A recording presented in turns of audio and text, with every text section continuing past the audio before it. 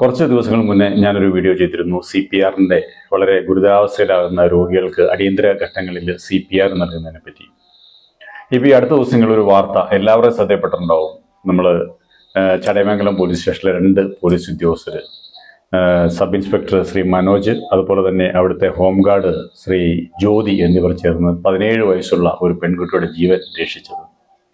വീട്ടുകാർ മൊബൈൽ ഫോണിൻ്റെ അമിത ഉപയോഗം ചോദ്യം ചെയ്തതിനെ തുടർന്ന് ഈ പെൺകുട്ടി വീടിൻ്റെ ഉള്ളിൽ കയറി വാതിലടയ്ക്കുകയും അവിടെ നിന്ന് ഈ കുട്ടി ആത്മഹത്യക്ക് ശ്രമിക്കുകയും കണ്ട് ചെന്ന് വാതിൽ പൊളിച്ചകത്ത് കയറിയാണ് ഈ 2 പോലീസ് ഉദ്യോഗസ്ഥർ ആ കുട്ടിയെ കെട്ടഴിച്ച് നിലത്ത് കിടത്തി ഈ രീതിയിലുള്ള CPR കൊടുത്ത് 7 മിനിറ്റോളം CPR കൊടുത്ത് വളരെ നിർണായകമായ ഒരു ഘട്ടത്തിലൂടെ കടന്നുപോയി ആ കുട്ടിയുടെ ജീവൻ രക്ഷിച്ച് പുറത്തു കൊണ്ടുവന്നു. പെൺകുട്ടിയും അമ്മയായിട്ട് എന്തോ ഫോണായിട്ടുള്ള ഫോൺ പിടിച്ചു വാങ്ങിയെന്ന് പറഞ്ഞ് ഒരു കുട്ടിയെ കയറി കഥ അടച്ച് ആത്മഹത്യയാണെന്നും പറഞ്ഞ് കയറിയെന്ന് പറഞ്ഞു. ഞാനങ്ങനെ കുട്ടിയെ വിളിച്ചപ്പോൾ ആദ്യം നമ്മളെ പോലീസാണ് എന്ന് പറഞ്ഞാണ് വിളിച്ചപ്പോൾ തുറക്കാമെന്ന് പറഞ്ഞു. പക്ഷേ കുറച്ച് സമയം കഴിഞ്ഞപ്പോൾ പെട്ടെന്ന് അകത്തൊരു സൗണ്ട് കേട്ടു, എന്തോ തട്ടി പറയുന്ന സൗണ്ട് കേട്ടു. അത് കേട്ടപ്പം എനിക്കൊരു സംശയം തോന്നി.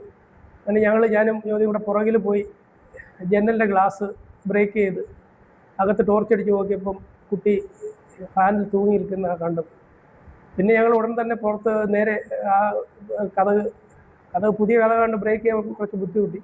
പക്ഷേ അത് ചവിട്ടി തുറന്ന് അകത്ത് കയറിയപ്പോൾ കുട്ടി കെട്ടി തൂങ്ങിയ നിലയിലായിരുന്നു.